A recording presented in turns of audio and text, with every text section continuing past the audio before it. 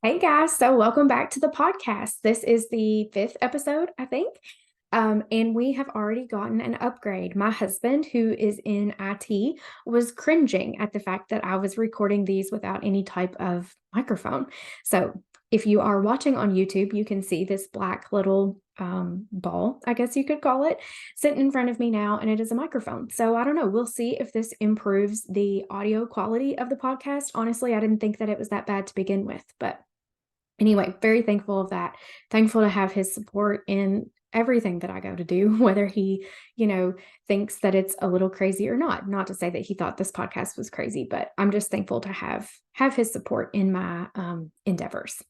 So this week I traveled. I was away from home for one night, which is interesting, when you have three young kids at home and you're used to having two parents at home, and now one person is having to do all the things. And there are times when Blake or I will have to travel and be away for a day or a few days at a time. And I think that we both handle that really, really well. But it is more stressful when you're the one that's at home and having to do all of the things. And this night that I was traveling, I was FaceTiming with the kids. They were getting ready for bed. And I was helping Blake figure out which medications to give one of our kiddos before they went to bed. And all of a sudden, there was all this commotion, and he turned around, and Hollis had grabbed some crayons off of our kitchen table that they'd been playing with in a coloring book earlier and had colored all over the kitchen walls over by where our kitchen table sits. We've been in this house for 2 years, almost exactly 2 years now. And it's new. We built it, and there hadn't been any like big mishaps with the kids yet in the house. And, we've both just like taken it as whatever. Like they're little kids, they're going to do things. He's not even 2 years old yet. He didn't know what he was doing, and he obviously didn't do it with any ill intent. He was just coloring and thought that he would color on the wall. So it's just a little funny from my week and what my kids have been up to. We are going to talk about kids today. This is a topic that I have been thinking a lot about this year and have gotten more intentional with this year. And it's something that I think is important for all of us that are moms to really think about. And that is thinking about how we talk about food and health and wellness, and also the actions that we take that go along with that, how that is impacting our children's view of health and foods and diets and exercise, and really thinking and being intentional about what we are teaching them, because it is going to shape what they think about their bodies and certain foods. And if you think about it, you can probably remember what your mom's relationship with foods and dieting and exercise and weight and how her body looked, what type of mindset she had around that, and what things you learned from her. Not even because she was intentionally teaching it to you, but just because of all of the behaviors that she exhibited that you observed over the years. And whether it was like the intention or not, that shaped a lot of how you now think of those things. And I think it's important for us to now realize that and give thought to that when we are making comments about our bodies, or whether or not we are consuming a certain type of food. Maybe it's sweets, maybe it's carbs, maybe it's the way we fit into our clothing, maybe it is, calling ourselves fat, or saying, no, mom can't have that because I'm on a diet. We need to think about those things and think about how we can reframe some of those thoughts and some of those verbalizations of those thoughts, to where we can give our children a little more of a positive outlook on their overall health. So I have wrote down a few things specific that I wanted to talk about, or that I wanted to kind of share, things that I've been doing over the past year, things that I don't think that our parents thought to do these things. I think that these are things that, like, we are all learning more about now together at the same time, generation wise. I don't think it's that our parents purposely didn't teach us this stuff. I don't think they knew it either. Um, so one of the things that I've been trying to do with the kids is I'm teaching them when they like look at their plate, what on their plate is protein, what on their plate is carbs, what are fats, what's fiber. And I'm trying to have very obviously age appropriate conversations with them about what each of those things mean. So, like, I will tell them, that protein, I do this, honestly, I do this better with Kinley than anybody else, but she tolerates it a little bit more than anybody else. And, Hollis is not really like, he's not at the age yet. He's just now about to turn 2. So, she's 4 and she's like hanging on every word that I'm saying. And Anthony's kind of been into it too at certain times. And more so a little bit lately, like what I'm interested in. So I'm not saying that you have to like beat this into your kids by any means. Um, just work it into your natural conversations with them. So when I'm like making their plates at night, especially like Kinley loves to be with me in the kitchen. She likes to cook, she likes to do the dishes and stuff. So that's kind of like our conversations naturally happen as I'm plating food. I'll be like, okay, I'm putting, I've got these 3 things on the plate, and I'll show her the plate and I'll be like, do you know which of these things are our protein and which are our carbs and which is our fat? And we'll talk about protein maybe. And I'll say like, this really helps us build our muscles and give us energy. And these carbs also really help give our brain and our body energy, and this fat and this fiber, both of these things will help us to stay full, and fiber helps keep us pooping regularly. It's okay to tell them those little things, and then they're just going to always know it. I don't think that I knew until I was probably not even exposed to it until middle school, like what a protein, carb, and fat were in a, like a health class or a nutrition class that we had at that age range. And then, I mean, I didn't really understand this stuff until the last you know, 10 years or so. Because unless it's something that you're particularly interested in, which you guys probably wouldn't be listening to this podcast if you weren't interested in nutrition and health, but it's just not something that we openly talk about and communicate about in our normal day-to-day lives. And I think that's another reason why it's important. Hopefully, we'll be able to teach these things to our children, and it'll just be like ingrained in them and they will just always know it. It's not something that they will have to seek out and try to learn at a later date.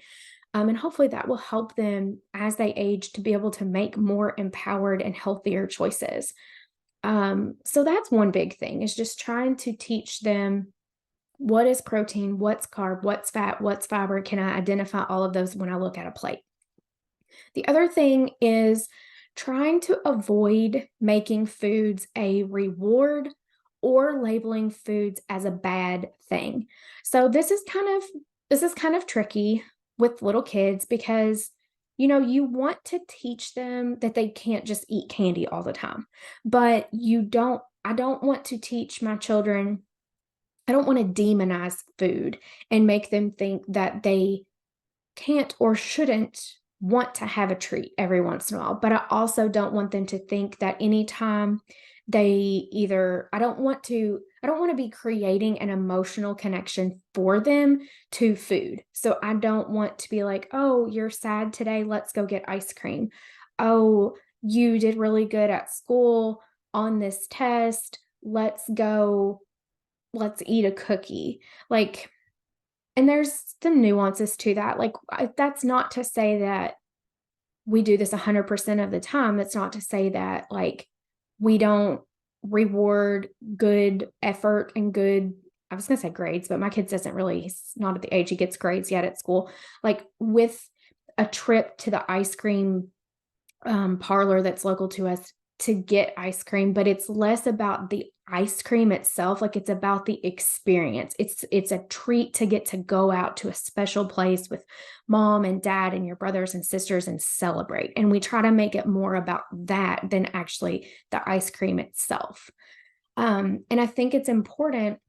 The next thing is like, when we are talking about certain foods and we're trying to have those conversations with them about why we don't just eat a bowl full of candy for dinner, have some conversations with them about how foods can make us feel. And at first, we kind of have to tell it to them, but then we can also start asking them to tune in and notice to their own bodies, or pointing out to them when you notice that they're feeling a certain way. So, for example, if they're wanting to eat a lot of candy, you can first tell them, like, okay, we can have this treat, but we want to pair something else with it because otherwise it might make you feel bad. Like you might feel sick to your stomach. If you might have a lot of energy at first, but then you're going to crash afterwards. It's not going to keep you full for very long. You can give them some of those examples and then move forward. And then, if you are having a day like we're just coming off of Halloween. So this would have been a good time to have some of these conversations. Like that is a time where there's going to be a lot of candy around. And if you guys are like me, there's still probably a lot of candy hanging around your house that you haven't eaten yet, haven't thrown away yet, haven't sent to work with your husband yet. Um, and those, kids are still asking for candy all the time. And, if they have a time where they indulge a little too much and then they are crashing later, you can point that out to them. You can be like, do you remember earlier when you ate those 3 candy bars and mom told you that, it might feel really good at first and you might have a lot of energy, but it probably make you tired later. And right now you're tired and you're a little cranky. It's probably because of all that sugar that you had. And then you can even start to have those conversations about like blood sugar regulation. You can tell them and teach them like this is happening and you're feeling this way because your blood sugar spiked up real high and then it crashed down. And it's important, you obviously kind of have to come to understand some of these things for yourself before you can teach it to your kids. But it's a great time to like learn together at the same time. Because again, I think some of these concepts weren't really taught to us. And we're all kind of learning it together. But hopefully, we can teach these things to our kids so that they just always know it from a young age and take it into their life and can pass it on and pass it on. um, Hopefully that's something that is changing for the better for everyone's future. So I hope that that is helpful and it gives you kind of some things to think about, some like moments where you can kind of catch yourself putting food on your kid's plate at night. It's a good thing for you too to kind of stop and be like, okay, am I putting protein, carbs, fat, and fiber on my kid's plate? And one thing that just popped into my mind when I'm talking about this, kids are picky and they're not always going to eat all of the things that you offer them. So obviously, fiber's hard for most anybody to get in, but especially kids sometimes because some of them love vegetables, others do not. Kinley loves certain vegetables, like she will eat raw broccoli, um, raw tomatoes. Hollis really likes carrots, whereas with Anthony, it's a struggle for us to get him to eat vegetables. But I still want to present him with those options on his plate because, and this is definitely not my area of expertise, but what I have read and what I have been told is that repeat exposure to those things increases the likelihood that they will kind of on their own at some point decide to try that food. And it happens more organically when it's not a forced thing. So I try to not force my kids to eat something that they don't want to. I do heavily encourage them to try something. I want them to be willing to try new foods. And then if we don't like it, that's okay. But at least we've tried it. And I try to have that conversation with them like, well, we don't know if we don't like this food yet because you haven't tried it. And even if there is a food that I know I have served multiple times and one of the kids has not eaten it or has tried it and said that they don't like it, I will still put a small amount of it on their plate just for that repeat exposure. Because I don't know about you guys, but I have changed my mind many a times throughout the years about what I like and what I don't like. And foods that I eat now, I would have never eaten 10 years ago, and they will be the same as they grow. And, if we just accept from them at the time that they're 5 years old that they don't like avocado and we never offer it to them again, then that's obviously never going to change. But if we continue to put a little bit of it on their plates, at some point they might say, oh, I'm going to try that today, and find out that actually they do like it. And it also, again, helps have that conversation of, this is the protein, this is the carb, this is the fat, this is the fiber on my plate. And I'm choosing to eat from all of these different forms of food, these different forms of nutrients, because that is what's healthy for me. And that is going to help me to feel my best, to grow, to feel fueled and have energy. And I think like including some of those positive words in our conversations is really important for them and their development and their progression of relationship with food. So wanted to share that with you guys today for our topic. I have one thing that I'm so excited to share with you before I leave you with our mindset minute. This week, I am hosting a bundle. And if you're not familiar with a bundle or what the heck that means, that's okay. I didn't know what that was about 6 months ago either. But a bundle is basically a collection of free resources that are often or normally paid products that you get access to for free.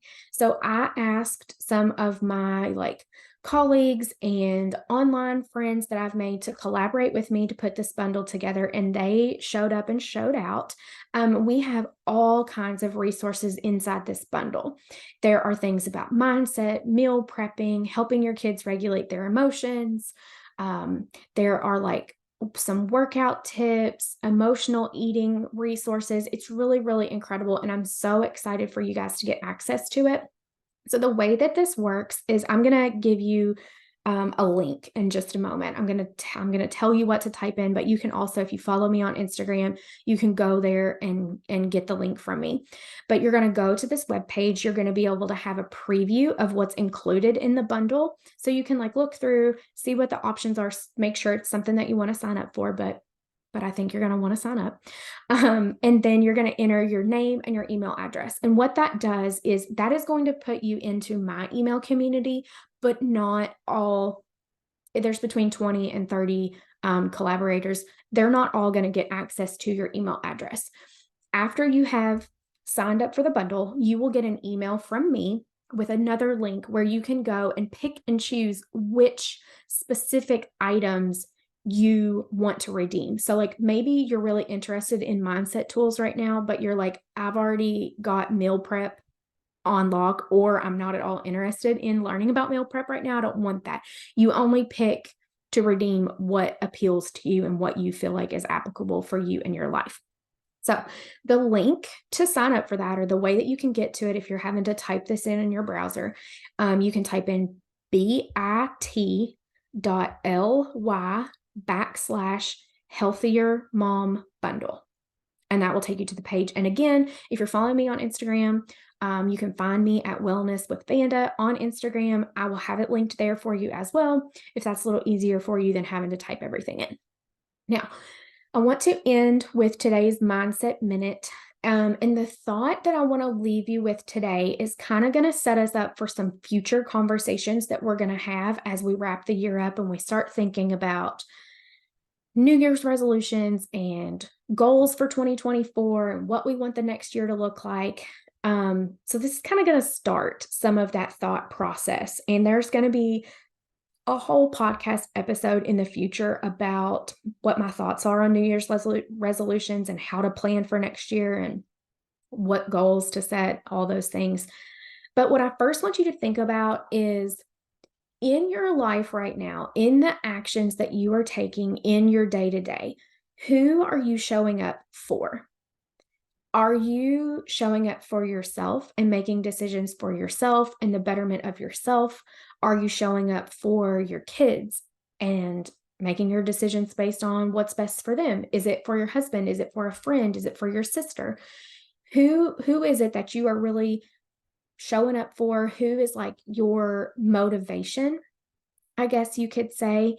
Um, and are you like satisfied with that being your motivation? Do you feel like that person or that version of yourself, does it feel aligned that that is where your motivation is coming from? So I'm going to repeat the original like thought prompt for you, and I'm going to leave you with that today.